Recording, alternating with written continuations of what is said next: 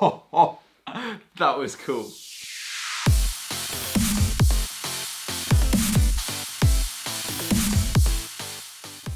Welcome to the Spen and Nick Show. Now, for the last couple of weeks, we've been talking mostly about ideas, how to generate loads of ideas, how to come up with 10 ideas every day. And all of that stuff is super important for nailing your business idea or what it is that you want to be able to do.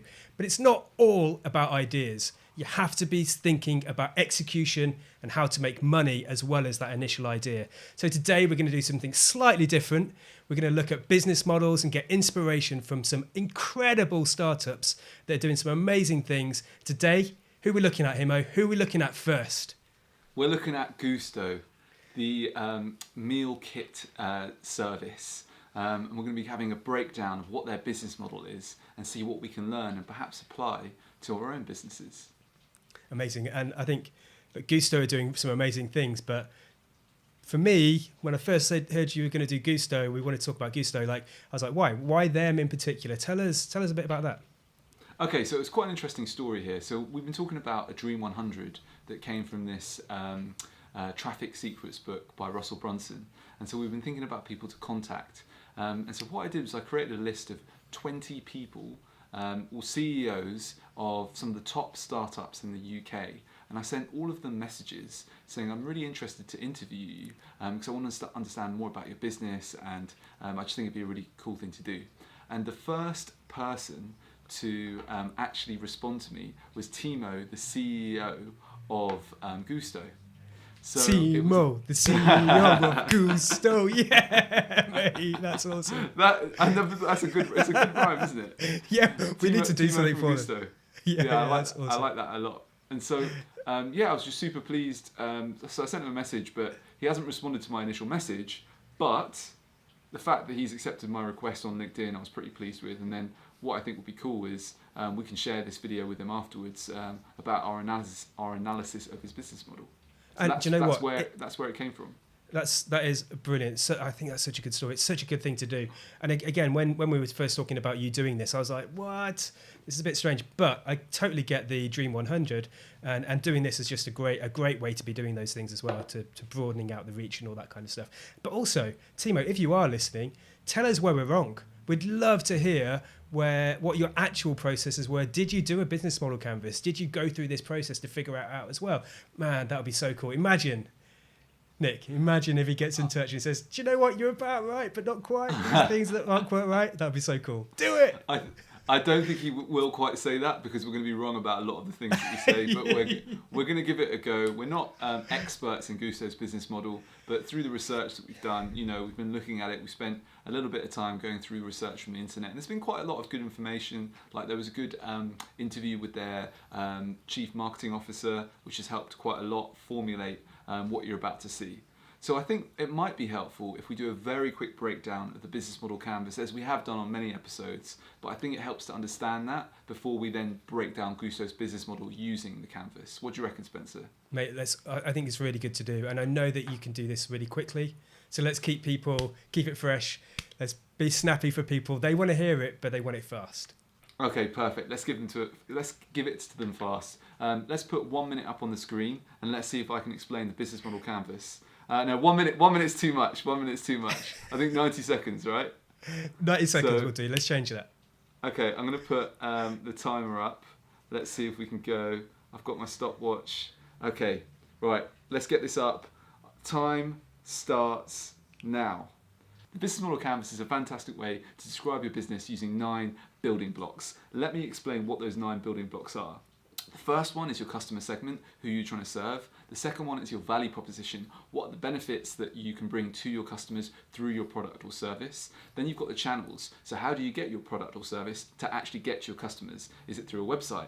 Is it through your sales force? Through social media, for example? Then you've got your customer relationships. What type of relationship is it? Is it B2C? Is it B2B? Is it a direct to consumer? Is it emotional? Is it totally transactional? What type of relationship is it? Then you've got your key, the revenue streams. So how do you make money? Is it subscription? Is it free? Is it freemium? What type of revenue model is it? Then you've got the key resources. So the key resources are the things that your company has that enables it to be able to deliver your product or service to your customers. Then you've got your key activities, which are the things that you do with your key resources to enable you to actually make your business possible. You've got your key partners, are the people or companies that are helping you actually deliver your service or product. And then finally, you've got your cost structure. So that really relates to all of the things you're doing and all the things that you have, as well as your partners. So yeah, that's the last one. And so all these things really help us understand how a business works and helps us break it down so that we can look backwards at how a business has been run, but also use it looking forward to say this is how we could do it in the future. Boom! That's 90 seconds. Boom. That's the business model canvas explanation. So hopefully we've got a bit of clarity on that, or maybe less clarity, as the case may be. But hopefully that was helpful. Mate, great job. Yeah, literally 90 seconds. Awesome. So why don't we go into it? Why don't we find out with the Gousto model what we think their model is and how we're going to kind of complete this business model canvas for them. Where do you start? And I know this can change sometimes, or where would you start for Gousto?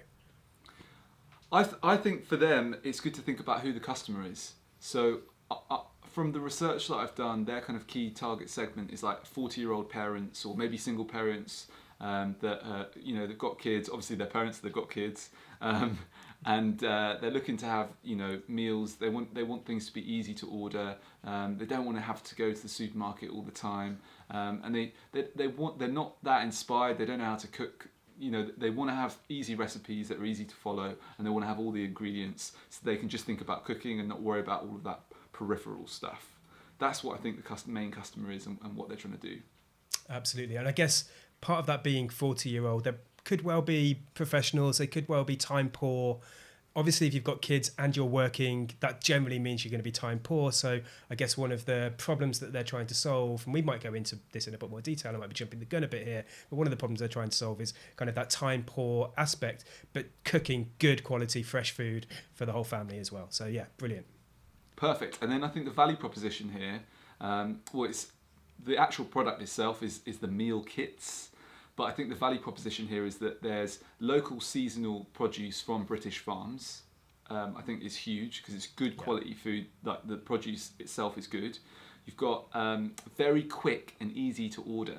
So they say that you can actually order it within 48 seconds to get a box online versus like shopping online, which can take 40 minutes on average according to them. So that's quite an interesting time saving. And also their recipes are very easy to follow. So you don't have to go on the internet and try and find recipes, or you don't have to buy books. They're already there, very easy to follow, and you've got all the ingredients as well. So that's I think the core parts of their value proposition. Go on. Yeah, and Gousto, we've actually had a few Gousto boxes. We've done the subscription before. We're not currently using it, but we have done in the past. And I think what was really great about it as well, particularly if you're not used to cooking, is that you get everything measured out for you. So it's literally like it's almost painting by numbers. Then you just kind of very much follow the instructions. Everything's there for you. You can't really go wrong, and that makes it really simple and easy as well. And then let's move on to the channel. So how do they get their their product to their customers? And I think the first one is probably through the website and then social media probably being a second one. And then the one that I've had the most experience with was through their sales force, through their door-to-door sales executives or providers.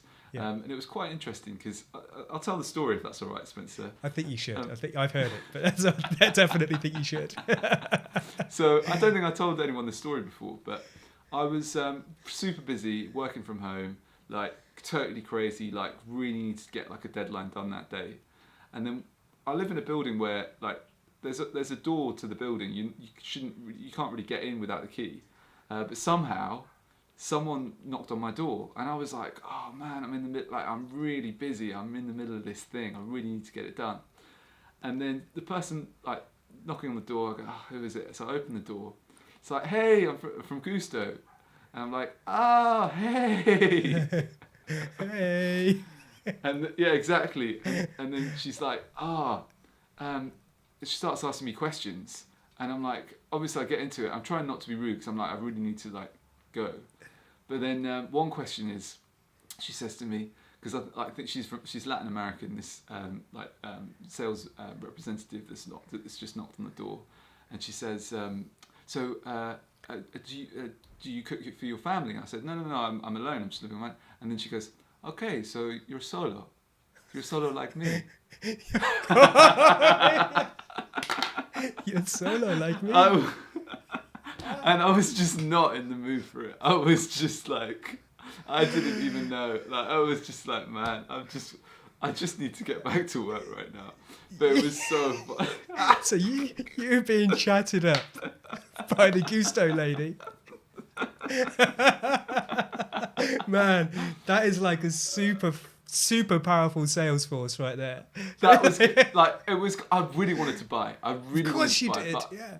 I was too. Honestly, that I really had to go. I had so much stuff. It was like the least good time to be able to knock on my door. And you know, I'm normally pretty friendly, and I've done door-to-door sales before, B2B door-to-door sales. So Yeah. I wanted to help out. Like, there was a lot of guts to be able to do that. I really wanted to help out, but I just couldn't in that moment. Do you know what I mean? So it was, yeah. So I wonder if it's part of their sales process for all of their sales execs, or their training process for their sales execs. So if you see an opportunity. It's at this point that you say, oh, solo like me. All right, I think we're getting a little bit off topic now. So their channel is through the website, also through Salesforce, but it's not just that. What I noticed from the interview with the chief marketing officer was they've tried a lot of different things. They haven't just gone, oh, this is how we're going to market it. They've tried different things out, and they're still, I don't know if they've landed on it, but they're always trying to find new ways of doing it, which I think is really good. And a lesson for us all. So 100%. Don't just think there's one way to do marketing. You've got to find different ways and see what works. And then the customer relationship is direct to consumer. So there's no middlemen or women in the way. And actually, that is just to pick up on that for a minute. That is one of the hottest relationship models to be going for at the moment. Loads of people really focusing on this direct to consumer, skipping out the kind of the big dogs, if you like, and just figuring out how to go straight to them. So I think that's an emerging channel and customer relationship that's going to continue to only grow. You know. Yeah, definitely. Yeah. And then it's quite an emotional relationship as well, because I feel like when people get the food, they take pictures of it, they put it on Instagram, they're quite excited about it. So it's quite an emotional relationship there as well, and it's recurring. It keeps like going again and again, and that's the revenue stream as well. It's a subscription model. You can pause it as long as you let them know 3 days in advance. I think that pretty much covers the value proposition, this customer segment, the channel, the customer relationship, and the revenue stream. Then let's move on to kind of like the back end. So what are the key resources? Well, it seems like one thing, there are so many things. I couldn't pick like just some. It was hard to pick some of the key things, but I think one of the things that stood out to me was they have a special algorithm. Okay, because it's so easy to waste so much food in this process, or to sell menus that you can't then deliver because you haven't got enough of them. They have an algorithm. But I mean, if you haven't got an algorithm in today's world, like, who are you? And they're just trying to get more investment as well. And this leads me on to the partners nicely as well. So I might just leave it as that being one of the main things. That algorithm enables them to make sure that they're maximum. Because what they try to do is, based off of the ingredients they have, a small range of ingredients, they try to create as many different recipes from it. So that's quite interesting. That's great, and it's great on so many levels. So it's great from a cost perspective. So you're minimizing costs. You can probably you've got high purchasing power, which means you can get things at really good costs. It means you're minimizing the variety and therefore the cost structure for your employees and all that kind of thing. You don't need loads of chefs that are going to be cooking or creating loads of different things. But also it's really good for the planet, and I think they do talk about this as well, is about the kind of sustainable aspect and trying to minimize waste. And so if you're minimizing that menu, minimizing the variety, I suppose that's a really good thing in order to minimize waste as well. Yeah, and I wasn't going to mention this one, but they've also apparently got an award-winning compostable wool insulation liner for their packages. So they're really focusing on this stuff. This is a great thing. Environmentally friendly. And I think that's how they started it. They wanted to avoid food waste. Because Timo was saying that when he started cooking for himself, there was a lot of food waste in the beginning. So they're quite a purpose-driven company, from what I can see. That's totally right, actually. Just thinking about people that I know that have just started to cook or whatever, they'll be buying all of this stuff, all these ingredients, and there's so much waste because when you're not in that habit and in that like mindset of how to cook, then that of course happens for sure. So yeah, I can empathise with that entirely. And then for the key activities, I don't know, again, another difficult one just from the outside to understand, but I imagine like marketing is a huge part of it. And I'm also probably pretty sure that recruitment is quite big because they're going from 500 to 1,200 employees very, very quickly. So I imagine they're going through a very like intense recruitment process right now. Yeah. Okay. Massive. And then we talked about the key resources, like you were mentioning, like you know I think was it the farmers that you talked about, like making sure all that part. I can't remember. The investors that we were talking about. The investors. Yeah. So their key investors they're working with Business Growth Fund. I think we've both done some work with them in the past as well. Mm-hmm. I did a talk at one of their conferences. Very interesting. And then you've also got Joe Wicks, who is investing in them, which I think will be very helpful from a social media perspective as well. Very powerful. I haven't seen him advertise Gousto, but I don't follow him that well, so perhaps he is already. And then you've got the British farmers that they must be working with very closely as well to be able to deliver this. Yeah. And then we've got the costs. Again, probably high marketing costs, I imagine. I don't imagine. And maybe that's sales force as well. So along with the marketing, they've probably got that sales force, which, depending how they're doing that, could be very high commission base. So there's ways, of course, that they can minimise that cost. Definitely.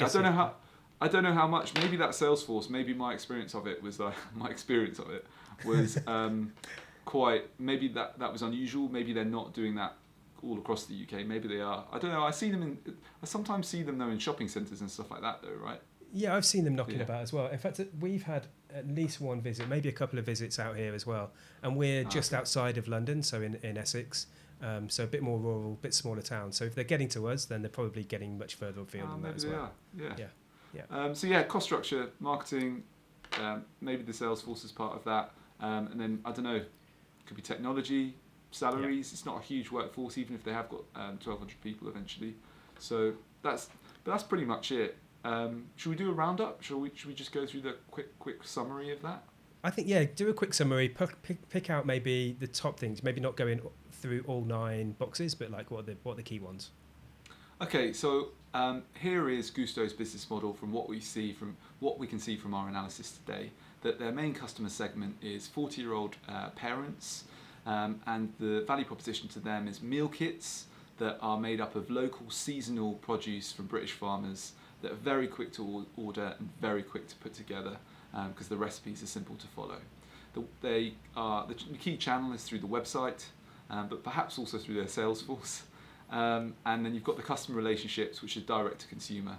The key resources are the algo rhythm we talked about, and the key activities are probably marketing that's going on to be able to kind of explode it. One thing that I did read was that they're not profitable yet, but that's fine because they're trying to do, I assume, like Amazon have done, that they're just pumping it all back into the business so they can grow. And then key partners are British farmers, but they've also got investors like Joe Wicks and Business Growth Fund that are helping them grow a lot at the moment. And then the main the revenue stream is a subscription model. I don't think I mentioned that. And then the key costs, again, probably from marketing, but it's difficult to tell from the outside. So that gives you an idea, though, hopefully, of Gousto's business model. And there's a lot that we can learn from that, I think, as well. Yeah, definitely. So I guess the point of this isn't to necessarily say how great Gousto are doing. This is all about how to use these tools, particularly the business model canvas, yourself, in order to figure out what it is that you can do and how you can execute really well in order to make money for your business, in order to create a sustainable, long-lasting business, because that's got to be the most important thing for us when we're going through entrepreneurial ventures. So yeah, I think there's loads you can take from this. We'd really love to hear anyone's thoughts on this, on what we've put together for Gousto. Nick's done most of the work on this and the research. So if there's anything that's not quite right, let us know. If you think there's something else that they're doing or we've not quite hit the nail on the head, let us know in the comments. We'd love to hear it genuinely. And if you want to hear more of these type of things, because we're thinking this might be a really valuable exercise, let us know, and we've got a whole load of other companies that we'd love to dig into as well, to kind of tell their story or what we think their story might be with regards to the business model canvas. So let us know. Perfect. So that's been a lot of fun. I look forward to seeing you next week on the Spen and Nick show, where we might be looking at, if this does go down well, I'm thinking Babylon Health could be another one that we could look at. Quite an interesting awesome model. And do maybe you know OVO Energy. There we go. There's a couple of good ones. And do you know what? I think next week, what I will try and do is either record earlier so it's not dark outside, because I can see that I am very dark in this light. Maybe I'll get some lights and improve things with some lights. Maybe I'll get some paint on these walls in order to brighten things up. Maybe even plug in the actual light. That might work. Instead of having live wires hanging out of our wall. And you never know, things might improve. I'm in my office right now. It's pretty awesome, but it's chucking down with rain. Let's just see the improvements next week. I'm looking forward to seeing them. You're looking forward to seeing them as well at home. So look forward to seeing you next time. Take care, everybody. See you later. Love you. Maybe I'll take that bit out. No, keep that in.